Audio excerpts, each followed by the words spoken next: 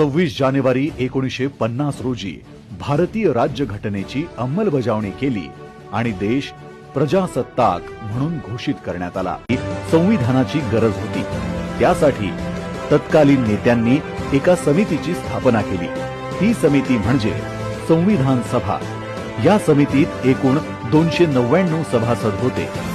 Doctor Babasaheb आंबेडकरांचा भारतीय संविधानात मोलाचा वाटा होता। ते संविधान सभेत मसुदा समितीचे अध्यक्ष होते। त्यांच्या अथक परिश्रमांनंतर 26 नोव्हेंबर 1949 रोजी संविधान औपचारिकपणे स्वीकारण्यात आले आणि 26 जानेवारी 1950 रोजी ते देशात लागू करण्यात आले। संविधानाने आपल्याला सार्वभौमत्व, समाजवाद, धर्मनिरपेक्षता, न्याय, स्वातंत्र्य, समता आणि बंधुत्व दिले। भारतीयांना मूलभूत अधिकारांबरोबर